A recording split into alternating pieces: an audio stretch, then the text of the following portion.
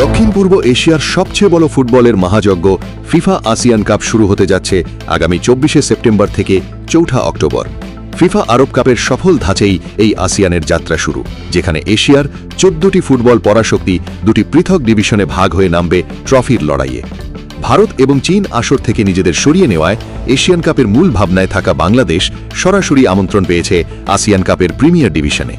স্বাগতিক Indonesia, Thailand, Vietnam, Philippines, Malaysia, Singapore, Pakistan এবং বাংলাদেশের লাল সবুজ প্রতিনিধিরা লড়বে এই বিভাগে। অন্যদিকে হংকংয়ের মাটিতে অনুষ্ঠিত হবে আসিয়ানের চ্যালেঞ্জ ডিভিশনের ম্যাচগুলো।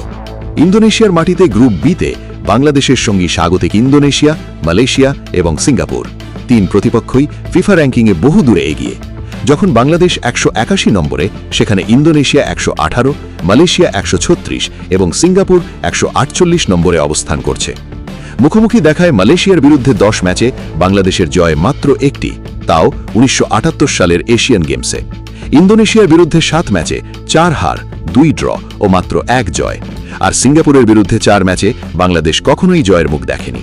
ফলে বড় জয়ের দিবাস্বপ্ন না দেখে বাস্তবসম্মত পারফর্ম করাই লাল সবুজের প্রধান লক্ষ্য।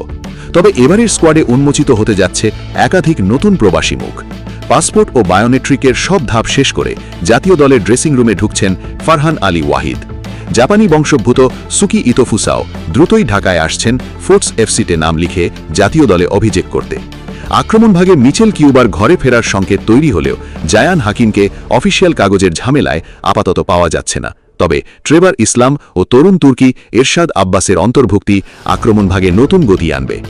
অন্যদিকে হামজা চৌধুরী, সমিত সোম, তারিক কাজিদির সাথে কাজিম শাহ, তপু বর্মন ও মুরসালিনদের সমন্বয়ে কোচ থমাস ডুলির হাতে এক অনন্য দল গড়ে উঠছে। আন্তর্জাতিক ময়দানে নতুন অরিজিন ফুটবলারদের ট্যাকটিক্যাল অ্যাডজাস্টমেন্ট নিয়ে একটি বিখ্যাত ইংলিশ ছন্দ প্রচলিত আছে।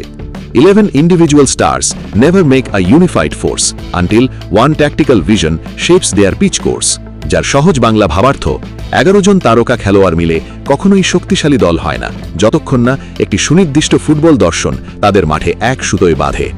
হেড কোচ থমাস ডুলির সামনে এখন 5টি বিরাট চ্যালেঞ্জ: স্টার প্লেয়ারদের ড্রেসিং রুমের সংস্কৃতিতে মানিয়ে নেওয়া, অরিজিন ফুটবলার ও লোকাল ফুটবলারদের ভিতর সমতা নিশ্চিত করা, 3-4-3 নাকি 4-2-3-1 ট্যাকটিক্যাল সিস্টেম দাঁড় করানো, মানসিকতার পরিবর্তন আনা এবং সান মারিনোর জয়ের ধালা থেকে দলকে একটি পূর্ণাঙ্গ জয়ী দলে রূপান্তরিত করা। প্রিয় দর্শক, হামজা, ফারহান ও সমিত সোমদের অন্তর্ভুক্তিতে কোচ থমাস ডুলির নির্দেশনায় এএফসি আসিয়ান কাপে বাংলাদেশ কি বড় অঘটন ঘটাতে পারবে? কমেন্ট বক্সে লিখে জানান আপনার মতামত। ভিডিওটি ভালো লাগলে লাইক ও শেয়ার করুন। আর বিশ্ব ফুটবল ও বাংলাদেশ ফুটবলের সব ইনসাইড ব্রেকিং আপডেট